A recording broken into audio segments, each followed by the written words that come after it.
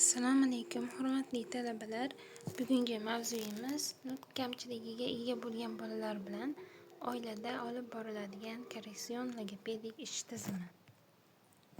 Reja: oilada nutq kamchiligiga ega bolalar bilan ishlashning nazariy asoslari, oilada korreksion logopedik ishlarni tashkil etish metodikasi, oilaviy korreksion ishlarning samaradorligini oshirish yo'llari. Nutq kamchiligiga kirish. Nutq kamchiligiga ega bolalar odatda so'z va gaplarni to'g'ri ifoda qilishda qiyinchilikka duch kelishadi.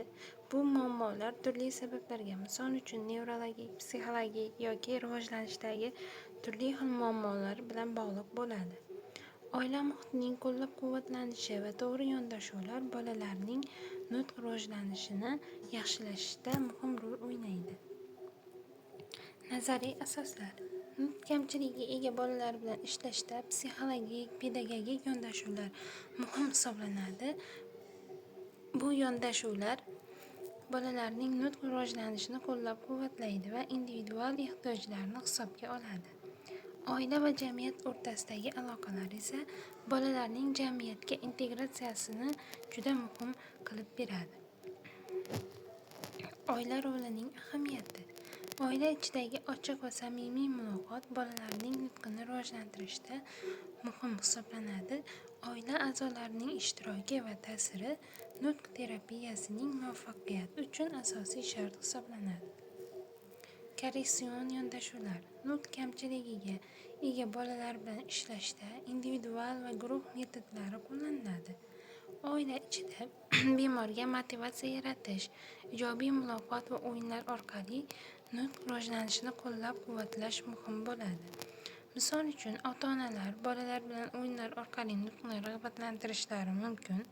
Bu esa ularning nutq qobiliyatini oshiradi. Oila va mutaxassislar hamkorligi. Nutq kamchiligiga ega bolalar bilan ishlashda oila va mutaxassislar o'rtasidagi hamkorlik muhim ahamiyatga ega. Oila va logoped o'rtasidagi aloqa va tajriba almashish nutq rivojlanishini tezlashtiradi va muammolarni samarali hal qilish imkonini beradi. Oila ichida ta'lim berish. Oila a'zolari nutq kamchiligiga ega bolalar bilan ishlashda muhim rol o'ynaydi. Ular bolalarning nutq rivojlanishini qo'llab-quvvatlash uchun sabrli va to'g'ri muloqot usullarini qo'llashlari zarur bo'ladi. Oilada korreksion logopedik ishlarni tashkil etishda asosiy tamoyillarni belgilash muhim.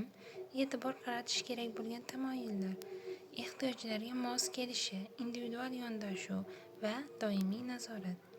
Oila a'zolarining faol ishtiroki va mas'uliyatlarini aniqlash, shuningdek, nutq rivojlanishini qo'llab-quvvatlash uchun muhim shart-sharoitlarni yaratish zarur.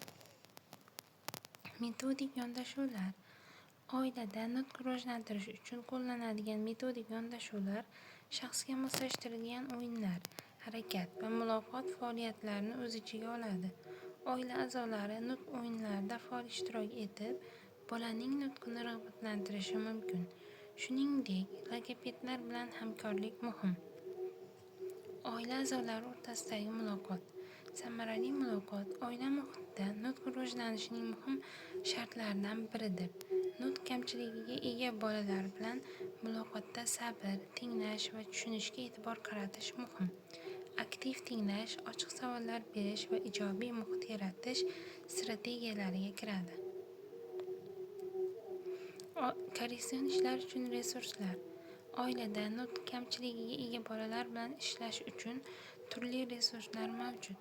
Oila a'zolari uchun qo'llanma va metodik materiallar nutq rivojlanishini qo'llab-quvvatlaydi. Shuningdek, nutq o'yinlari, vizual materiallar va model yordamchilari bolalarning nutqini mustahkamlash uchun foydali hisoblanadi. Bu resurslar oiladagi nutq terapiyasini samarali qilishga yordam beradi. Oila va jamiyat o'rtasidagi aloqa. Oila va jamiyat o'rtasidagi hamkorlik nutq muammolarini hal qilishda qo'llab-quvvatlash manbai bo'lib, faol muloqot va tajriba almashish strategiyalari samarali natijalarga olib keladi.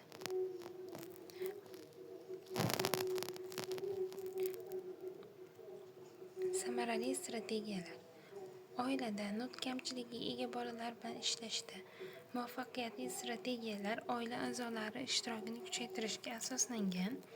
Bu bolalar bilan muloqotni yaxshilash va nutq rivojlanishini rag'batlantirish uchun muhim hisoblanadi.